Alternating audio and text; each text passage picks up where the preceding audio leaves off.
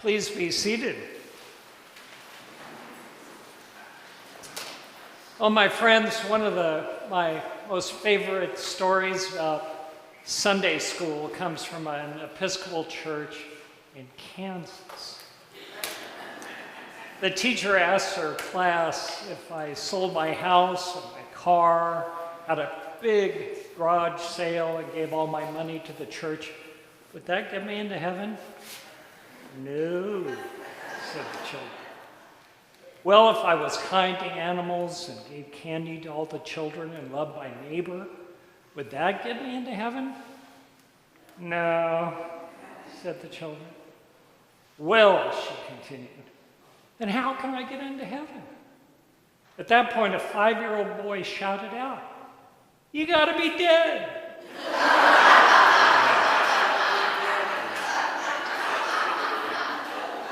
Such wisdom, right? Yes, the single prerequisite is death. And it is from that inescapable state that God will extend his undeserved invitation to enter into everlasting loving union with him. That is the good news we will be commemorating next week with the birth of Jesus.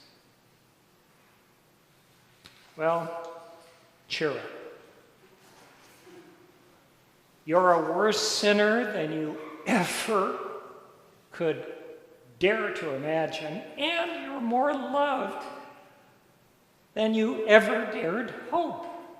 Astoundingly, the same God who created mountains and oceans and galaxies looked at you and thought the world needed one of you too.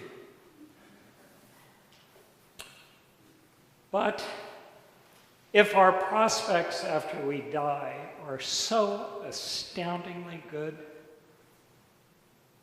is there something, a purpose for our life now that we should be paying attention to? Well, today along comes Isaiah and John the Baptizer to remind us. Isaiah is a poet, John is a man sent by God as a messenger. Both tell us what God, coming into the world through Jesus, will proclaim and confirm as our purpose. That our purpose, while alive on this dynamic, oftentimes harsh and destructive planet, is to embrace, protect, and care for the poor, the oppressed, the brokenhearted, captives, prisoners, the mournful, and the faint of spirit. While physically alive, we are to be people who exist for the sake of others. Isaiah the poet says, we will be known to the nations of the world because we live differently. We live for others, all others, as a light to the nations. Now, followers of Jesus go about this in different ways, anchoring themselves to different communities for support, guidance, and love. For those here today, we have chosen to look for strength and fellowship from the Episcopal Anglican branch of God's universal church. A broad, inclusive branch that is not easily defined. It is nuanced, layered, and attractive to people who gladly hold different perspectives and non-essential beliefs in tension, and who believe God continues to reveal new perspectives through the prayers and deliberations of our bishops and General Convention. Hence, women now have equal stature and the church. And our gay and lesbian fellow human beings are now loved and respected. We are a tradition that exists historically because England wanted a way to hold opposites together during the Reformation. Roman Catholic traditionalists and Protestant reformers. We were then, and still are, a middle way. We will never be everyone's cup of tea, and that's a good thing. Our branch of the Universal Church is small, but important, especially in times such as this, when divisions are so deep. We provide a space where Roman Catholic, Orthodox, and different Protestant perspectives can coexist coherently and be in community together. Let me give you an example. There is a rather historically recent doctrine known as the Immaculate Conception. Many mistakenly believe that it has something to do with the way Jesus was conceived. It does not. It is a doctrine beloved in the Roman Catholic tradition that holds that Mary, the mother of Jesus, was not conceived through her parents engaging in sexual intercourse. Neither Protestant traditions nor most Orthodox traditions embrace this belief. But those of us worshiping in the Episcopal Anglican tradition, while not crediting it as an essential doctrine of Christian belief, respect and do not discourage or prohibit those who find it comforting and strengthening. Many Episcopalians believe it. We are not of one mind on this. For us, what is important is worshiping together, living respectfully in the tension of having non-essential differences, and supporting one another during both the robust and fallow periods of our individual and collective spiritual journeys. For Episcopalians, our core beliefs are evidenced in our baptismal vows, our devotion to the Eucharist, and by our actions, how we go about living in the world. Perhaps this is what St. Francis meant in advising believers to preach with their lives and rely on words as a last resort. Gradually, over the past decade or more, Reverend Mary has led us to embrace this way of being church. As a church, as a community of followers of Jesus, we embrace as our purpose the mending of the world's divisions through acts of kindness, hospitality, and generosity. We welcome the stranger and try to care for the earth. At our best, we bend close to listen for what it is our sisters and brothers on the margins might need.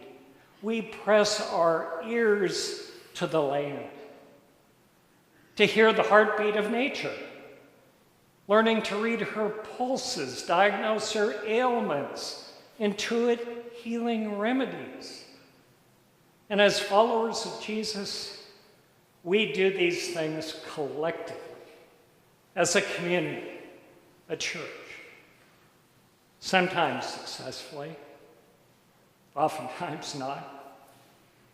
But despite our failures and setbacks, despite our fallow periods when we pay little attention or no attention to God's expectations for us, We come here each Sunday, pull each other up, say a kind word and try again. You see, our God is a God of perpetual second chances. So we move on. We try again. Ralph Waldo Emerson captured this when he said, "Finish every day and be done with it." You have done what you could. Some blunders and absurdities, no doubt, crept in. Forget them as soon as you can. Tomorrow is a new day, and this new day is too dear to waste a moment on yesterday's. Friends, I'm confident that God cares little about whether we can recite our baptismal promises from memory. As long as our love for him is said and evidenced in the way we live for one another. I leave you with the following true story as an example of this. It is a story told by Jean Wrightson about her childhood Christmases in North Dakota. Her mom had bought a nativity set and was upset when she discovered that the set included an extra baby Jesus. She felt sure that someone else's set would be incomplete. So she asked the store manager to put a sign in the window saying, "If your nativity set is missing a baby Jesus, call 7162.